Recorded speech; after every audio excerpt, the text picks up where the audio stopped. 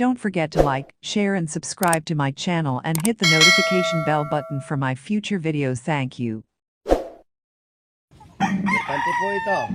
Every time na, sige, mauna po palagi ang inahin pag magsisetting kayo. Sapagkat ang huli nyo ipapasok ay ang broodcock. Sapagkat para maiwasan po, napapaluin ang inahin. Ang inahin ng broodcock.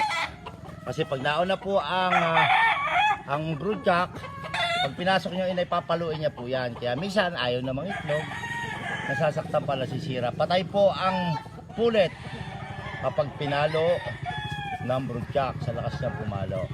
So ito na po yung good example na sinasabi ko sa inyo na proven broodcock over pulet. 6 years old na po yung broodcock. At ang tatlo naman po ay pulet.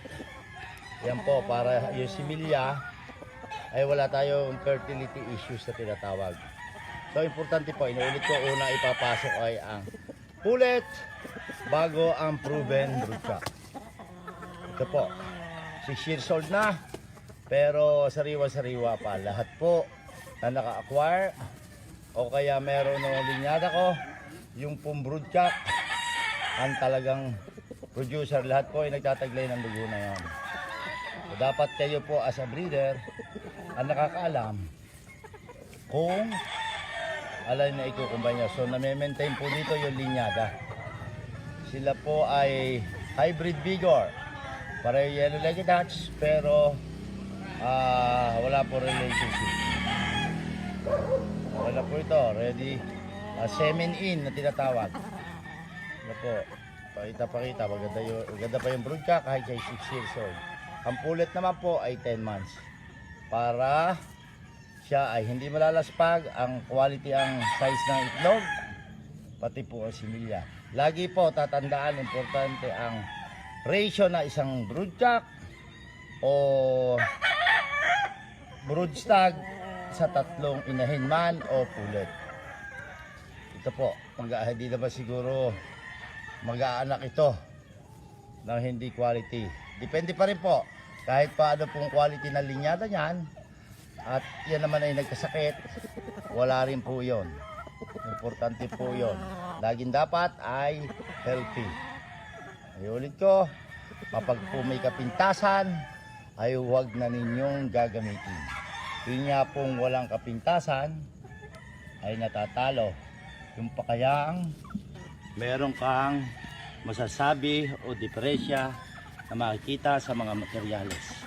Iba na po ang level ng labanan ngayon. Masyado ng napakasikip.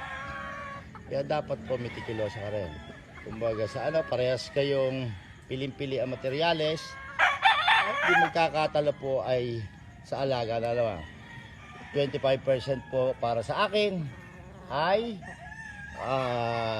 bloodline, 25% ang swerte malas, 50% ay kung paano mo siya inalagaan.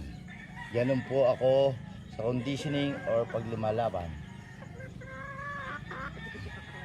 Lagi po maingat sa materyales.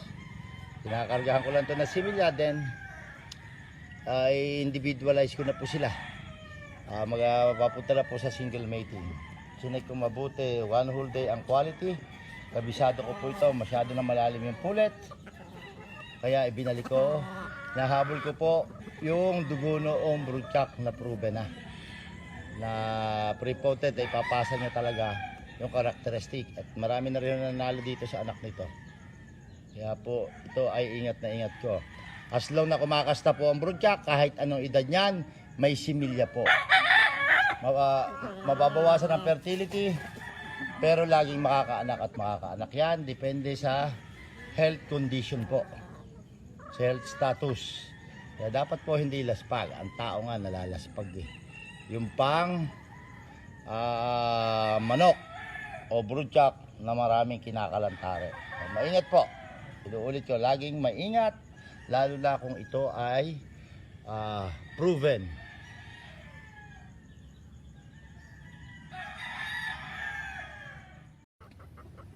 Ito po yung mga anak ng proven hen. kabila na malakas na ulan, saka bagyo. Almost 1 week po, 7 days na umulan. Yan po yung anak nila. Imagine 6 years old na, oh. Magaganda pa anak. Basta alam mo lang ang gagawin. Sila. Putla, kailangan i-deworm, i-dilaw ito.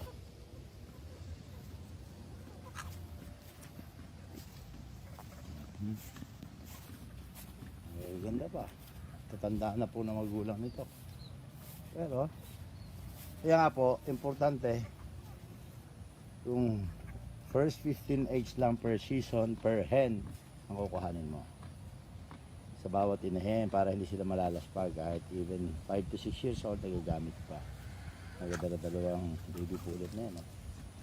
Lo, yung dalawang to, oh. Tingnan nyo yung binti, ipis, quality pa kung mag-anak. Magkamukha.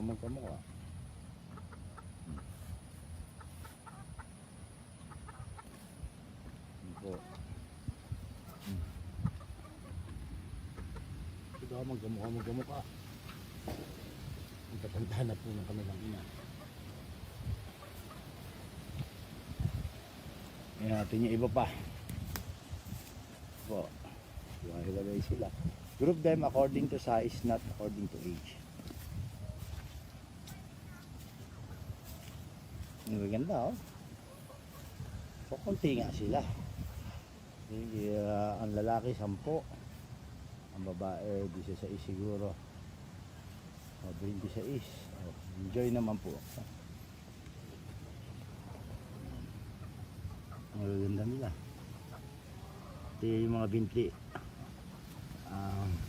tuhod, makinis, pinong-pino.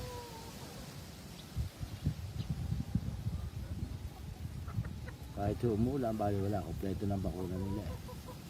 So mga 4 months old na ho ito, eh. Ang pakain lang po dito sa day 1, pagkapisa, super sisiw hanggang 4 months. 3.5 months of age, hahaluan nyo na ng Max na may grains para ma-exercise na yung gizzard. Mabilis magtunaw.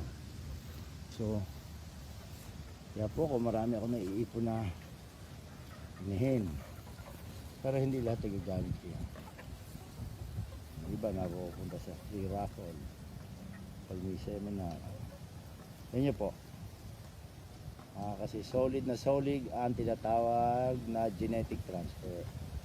Kasi una 15 itlog lang. Yung ibang hen hinihigpitan ko 10 itlog lang ang kinukuha ko bawat inahen per season. Hindi ko po kailangan ng marami. Hindi naman paramihan ang usapan. Ang usapan ay kung pasado ba sa standard mo yung mapuproduce mo, quality ba. Ilalaban to kung gagawin ka.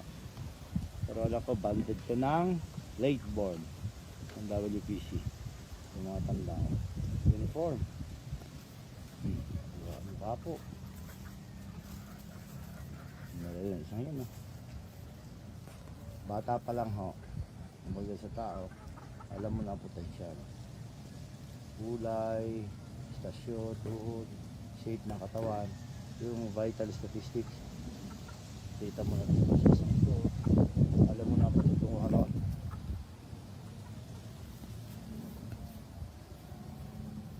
Ito pa yung iba, pula ang mukha niya pero hindi niya hemorrhage. Kaya ginagawa ko lang na sila na silungan temporary. Tingnan po biya mo na, imagine 7 days na continuous na malakas ang ulan, 24 hours a day umuulan, kaya. Tingnan, bukod sa kukunti, tandaan nyo, bukod sa solid at genetic transfer, pag first 15 eggs lang kinukuha mo per inahen, ay kung magkasakit man ay madaling gamutin. Ito hindi, wala. Di ba?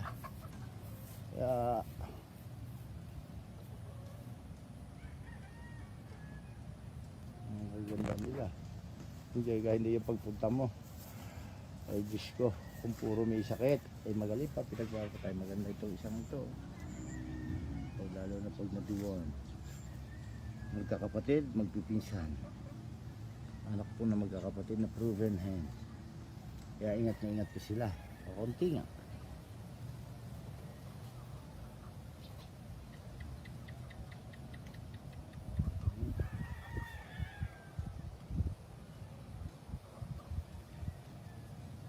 Iba naman po ako. Kaya ganda na po isang ito. Ang kulay.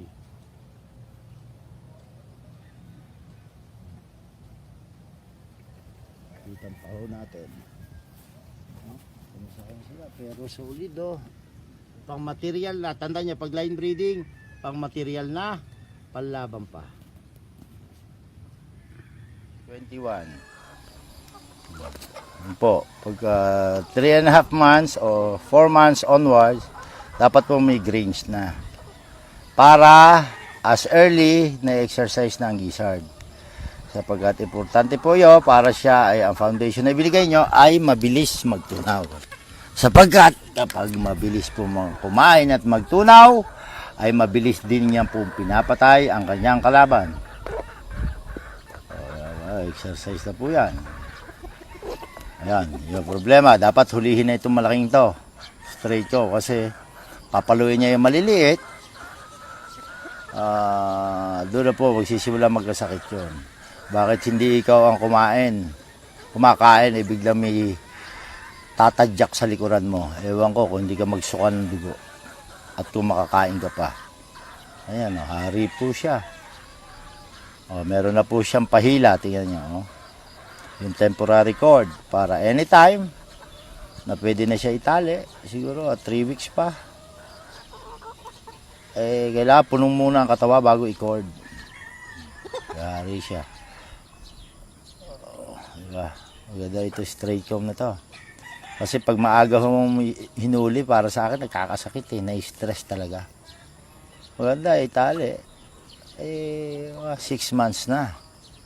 Kaya lang, delikado na po yun. Dapat as early as 5 months, nagbabantay ka na. Kasi anytime pwede magpatayan yan.